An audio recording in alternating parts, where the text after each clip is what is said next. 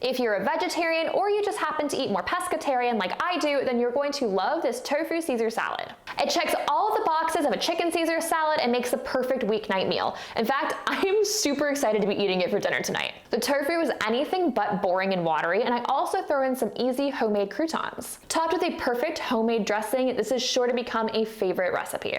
And if you're new here, I'm Maggie. This is No Frills Kitchen, where I teach you how to cook with confidence with nothing fancy required. So to start, use your hands to crumble the tofu into a mixing bowl. I like to have the pieces be slightly uneven, as I think it makes the texture more interesting. Make sure you're using extra firm tofu here, as any other softer tofu won't work properly. Once crumbled, drizzle a bit of olive oil over the tofu along with some soy sauce. The soy sauce adds a savory depth of flavor to the tofu that, once baked, makes it taste almost chickeny. Spread the tofu over a parchment-lined baking sheet and place it in a 200°C 400F oven. Cook it until it has reduced in size, has turned golden brown, and has begun to crisp in places.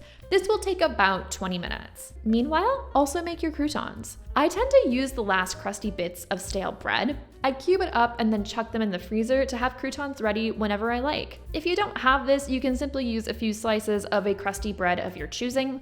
I would just avoid anything with strong added flavors. And sandwich bread doesn't work particularly well here, as it doesn't have the right texture. Put the bread cubes on a baking sheet, drizzle with some olive oil, and season with salt and pepper. Put them next to or underneath your tofu and toast for about 15 minutes, or until golden and crisp. Next, make your dressing. I think there is nothing better than homemade Caesar dressing, but go ahead and use bottled if you wish. Now, I'm going to start with separating some eggs and adding the yolks to a small mixing bowl. Go ahead and save the whites for something like meringues or marshmallows. They actually freeze really well. I have a bag of egg whites in my freezer at almost all times, so I can just make an impromptu meringue when I want. To the yolks, add some fresh lemon juice and a spoonful of Dijon mustard. Also, grate in a good amount of garlic. Caesar salad should pack a punch. Now I'm going to chop a few anchovy fillets. I tend to lean toward a more pescatarian diet, but if you want to make this vegetarian, I do have another Caesar dressing recipe without anchovies.